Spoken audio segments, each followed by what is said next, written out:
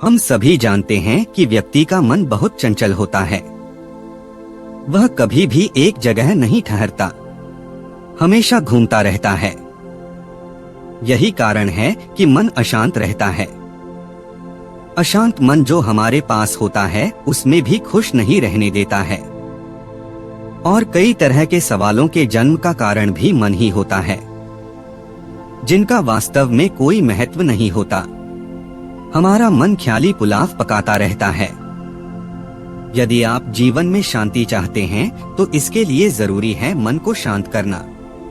जब मन स्थिर हो जाता है तो हम हर वस्तु में खुशी देखते हैं। लेकिन मन को शांत कैसे किया जाए, यह बहुत बड़ा प्रश्न है। मैं इस कहानी के जरिए बताने का प्रयास करता हूँ कि कैसे मन को शांत करें। तो वीडियो अंत तक जरूर देखिए। एक बार चीन के एक गांव में बहुत बड़ा मठ था, जहां लगभग 500 भिक्षु रहते थे। वो सभी अपने गुरु के मार्गदर्शन में खुद को जानने का अभ्यास कर रहे थे। एक दिन एक लड़का उस मठ में शिष्य बनने के लिए आया। उसने मास्टर से कहा, मास्टर, मैं खुद को जानना चाहता हूँ। मैं सच की तलाश कर रहा हूँ। मैं पता लगाना चाहता हूँ कि सच क्या है। मास्टर ने उसकी ओर देखा और कहा, अगर तुम सच जानना चाहते हो तो तुम्हें अपना पूरा जीवन दांव पर लगाना होगा। सच को जानने में तुम्हारा पूरा जीवन लग सकता है। फिर भी इस बात की गारंटी नहीं है कि तुम्हें इस जीवन काल में सच का पता लगेगा या नहीं। क्या तुम इसके लिए तैयार हो?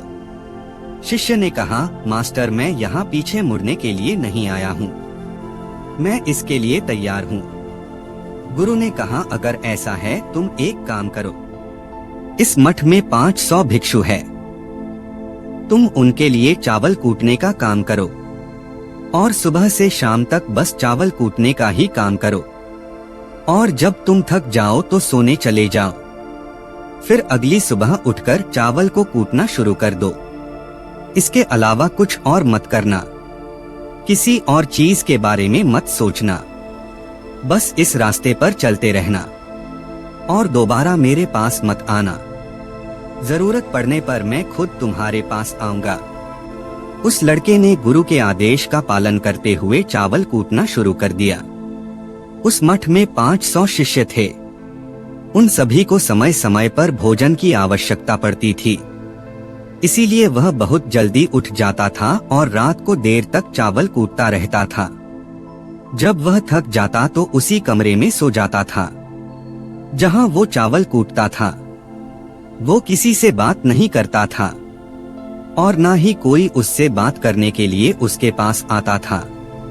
कुछ महीनों तक चावल कूटते हुए उसके मन में पुराने विचार आते रहे, लेकिन उन विचारों को कोई नया विषय नहीं मिला, तो वह अपने आप ही मिट गए। धीरे धीरे उसके मन में विचार कम होने लगे। कुछ सालों के बाद तो वो अपना नाम तक ही भूल गया। वह हमेशा चुप रहता और विचारहीन अवस्था में बस चावल कूटता रहता। उसने ना तो कभी ध्यान किया था और ना कभी शास्त्र पढ़ा था। मठ के बाकी शिष्य उसे मूर्ख समझते थे। ऐसा करते हुए 12 साल बीत गए।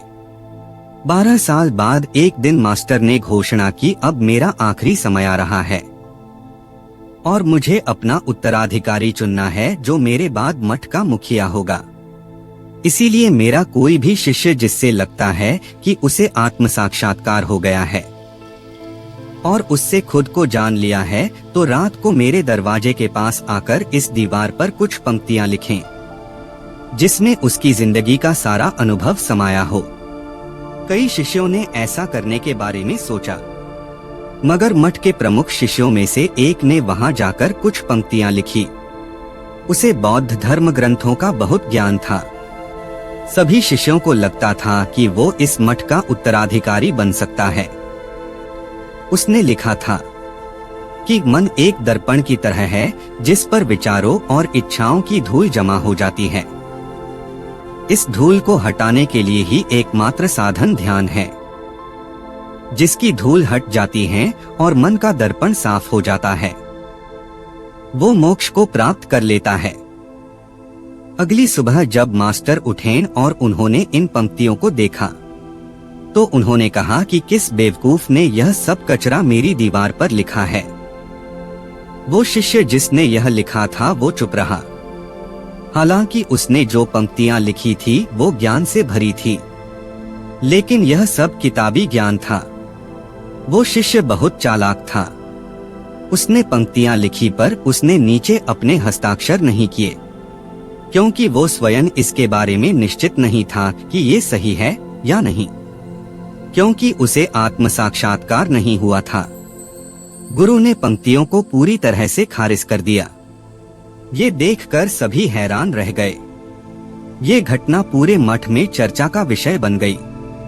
इस विषय पर बात करते हुए दो शिष्य उस शिष्य के पास से गुजरे जो 12 साल पहले यहाँ आया था और दिन रात चावल कूटता रहता था।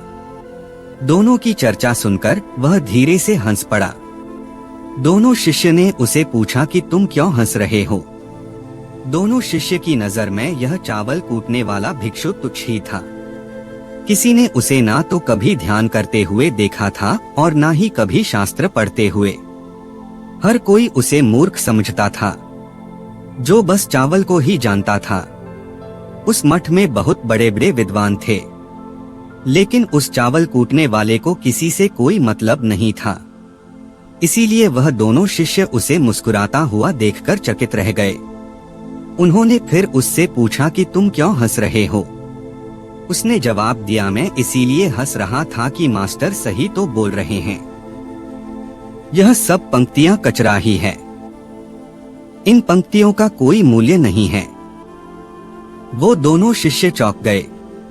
उन्होंने उसे पूछा कि क्या तुम ऐसी पंक्तियां लिख सकते हो जो इससे भी बेहतर हो।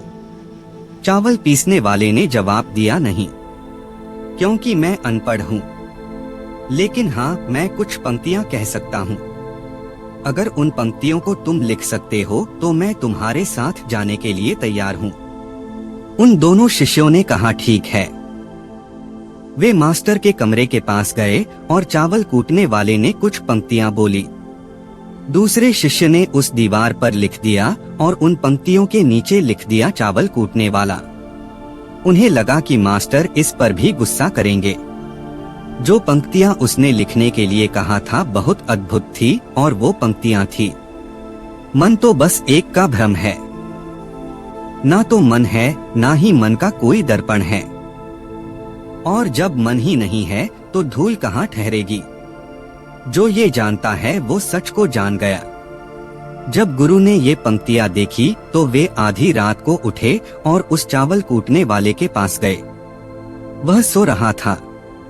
मास्टर ने उसे जगाया और कहा, ये लो मेरी छड़ी और मेरे वस्त्र ले लो। आज से तुम मेरे उत्तराधिकारी हो, लेकिन इस मठ को छोड़कर कहीं दूर चले जाओ, क्योंकि इस मठ में बहुत सारे विद्वान हैं जो खुद को तुमसे ज्यादा श्रेष्ठ मानते हैं और वो तुम्हें मार देंगे।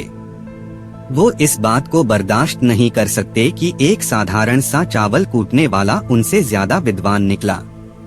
तुम्हें वह सारा ज्ञान हो गया है जो मुझे है। तुम्हें यह सारा ज्ञान चावल कूटते कूटते हुआ है, और मुझे पता है कि तुम जहाँ भी जाओगे लोग तुम्हारे पास आने लगेंगे, क्योंकि जब कोई फूल खिलता है तो उसकी महक हर तरफ फैलने लगती है। उसने अपने गुरु के पैर छुए और रात को ही वहाँ से चला गया। अगर हम अपनी जिंदगी में देखें तो पाएंगे बहुत से लोग सोचते हैं कि ध्यान केवल एक ही जगह बैठकर आंखें बंद करके ही किया जा सकता है, लेकिन हकीकत में ऐसा नहीं है। ध्यान तो चलते चलते भी किया जा सकता है। अपना कुछ काम करते हुए भी ध्यान किया जा सकता है। असल में ध्यान का मतलब यह है कि आप जो भी काम कर रहे हैं उसे इतनी शिद्दत से करें कि आपको आपके शरीर का ख्याल भी ना रहे। बिल्कुल उस चावल पीसने वाले की तरह, जो चावल कूटने में इतना मगन हो गया कि उसको खुद का कोई ख्याल ही नहीं रहा। उसने चावल कूटते हुए ही उसने आत्म साक्षात्कार प्राप्त कर लिया। हर समय वर्तमान में रहना और कुछ नहीं सोचना। मन तब तक ही है जब तक विचार है। जब विचार ही नहीं रहेंगे तो मन भी गायब हो जाएगा। जब मन ही नहीं रहेगा तभी तुम अपने आप को अच्छे से जान पाओगे। हमें अपने वास्तविक रूप को जानने के लिए कोई अन्य साधना करने की आवश्यकता नहीं है। हम जो कुछ भी कर रहे हैं बस उसमें हमें पूरी तरह से खो जाने की जरूरत है। अपने काम में इस कदर से लीन हो जाओ कि आपका काम भी ध्यान बन जाए। तो दोस्तों, खुश रहिए, स्वस्थ रहिए और ऐसी ही सीखने वाली कहानी सुनते रहिए। आशा करता हूँ कि आपको ये कहानी जरूर पसंद आई होगी। तो चैनल को लाइक और शेयर जरूर करना और ऐसी ही प्रेरणा देने वाली स्टोरी सुनने के लिए चैनल को सब्सक्राइब जरूर करना। धन्यवाद।